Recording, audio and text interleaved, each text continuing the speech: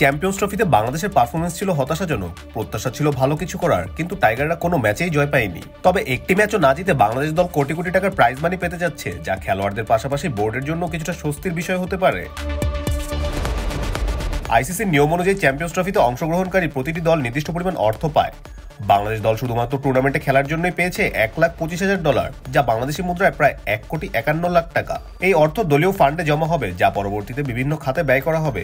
এছাড়া আইসিসির নিয়ম অনুযায়ী গ্রুপ পর্বের প্রতিটি ম্যাচ জয়ের জন্য নির্দিষ্ট পরিমাণ প্রাইজ মানি নির্ধারিত ছিল। ম্যাচ প্রতি বিজয়ী দল $34,000 বা $40 লাখ টাকা পেত। যদিও বাংলাদেশ কোনো ম্যাচ জিততে পারেনি, তবে পাকিস্তানের বিপক্ষে ম্যাচটি বৃষ্টির কারণে পরিত্যক্ত হয় সে ম্যাচের অর্থ দুদলই ভাগাভাগি করে পাবে। এ কারণে বাংলাদেশ এই খাত থেকে প্রায় $20 লাখ টাকা পেতে যাচ্ছে। চ্যাম্পিয়ন্স ট্রফির শেষ চারে জায়গা করে নেওয়া দলগুলোর জন্য রয়েছে বড় অঙ্কের প্রাইজ মানি, তবে গ্রুপ পর্ব থেকে ছিটকে যাওয়া দলগুলোর জন্য প্রাপ্তির হিসাব আছে। আইসিসির নিয়ম অনুযায়ী টুর্নামেন্টে পঞ্চম ও ষষ্ঠ অবস্থানে থাকা দল দুটি পাবে $3,50,000 করে, যা বাংলাদেশি মুদ্রায় $4,22,00,000 টাকা।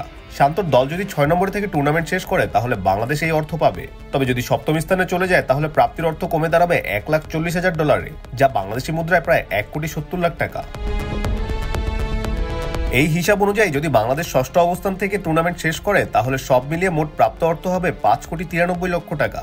আর যদি সপ্তম স্থানে থেকে শেষ করে তাহলে প্রাপ্ত অর্থ কমে গিয়ে দাঁড়াবে $3,41,00,000 টাকায়।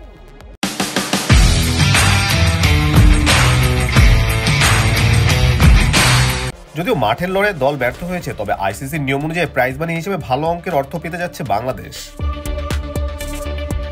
এখানেই শেষ নয়, এই অর্থ বাংলাদেশ ক্রিকেট বোর্ডের জন্য গুরুত্বপূর্ণ। সাধারণত এই ধরনের টুর্নামেন্ট থেকে পাওয়া অর্থ বোর্ড বিভিন্ন উন্নয়নমূলক কাজে ব্যয় করে। নতুন প্রতিভা অন্বেষণ, ইনফ্রাস্ট্রাকচার উন্নয়ন এবং খেলোয়াড়দের প্রস্তুতির জন্য এই অর্থ ব্যবহার করা হয়।